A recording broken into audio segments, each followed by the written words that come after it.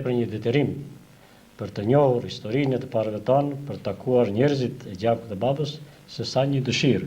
Edhe këtë e realizova plotësisht me punën time, po më tepër me ndihmën që më dhanë dashamirët e këtyre krahinave për të njohur me këtë histori. Çfarë familje më të afërt ka Kalosh Dani në Zajas? Po Kalosh Dani në Zajas ka më të afërt gjakun e tij, domethënë ka ngel vllai i parë që është vrarë dha 1944 në Zajas. Njerëzit e vllajt, edhe nipa të familjes Qelikut. Domethënë një vlla se të tjerit janë larguar. Të tjerit 4 vëllezër janë larguar që në vitin vjeshtën e vitit 13, kur njëri nga këto fatkeqësisht Meriu Mazllami vritet në Karap. Së bashku me nusën e Kaloshit e veshur edhe kjo si kaçakët asaj kohe. Po tani sa antarë numëron familja nipër mbesa të Kalosh Danit në Shqipëri? Po, të faleminderit për pyetjen. Familja e Kalosh Dan Zajazit në Shqipëri numëron sot me nipa me mesa e gjithë gjakëve të Lukati rreth 120 veta, nga 3 vëllezërit që kanë jetuar atje.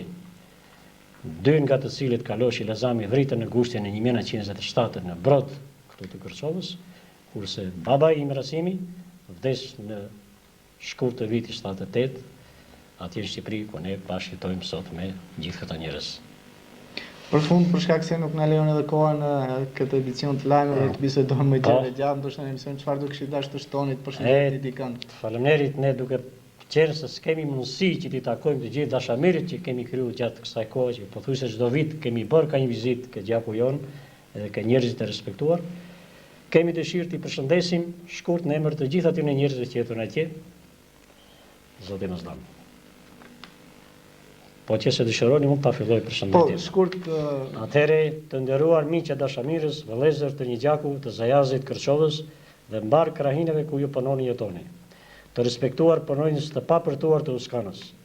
Me rastin e vizitës që kam nderin të bëj në këtë fillim viti, në vendlindjet e babait, ku qenë nga vizita e parë vitit 1992, dashamirët janë të shumtë dhe s'mund t'i takoj të gjithë, përfitoj që në televizionin tuaj Uskana, kaq kombëtar dhe në shërbim të popullit të vet të talentuar, të ju drejtoj përshëndetje dhe urimet më të përzemërta.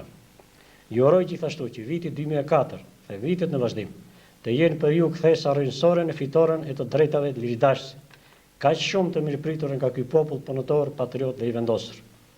Falenderoj nga zemra intelektualit tuaj të moderuar me në krye Ali Ahmetin dhe të tjerë që duke pasur si bazë parimet europiane të integrimit, kanë ditur dhe vazhdojnë të mbrojnë dhe të kërkojnë me vendosmëri të drejtat që u takojnë në këto troje tues shekullore.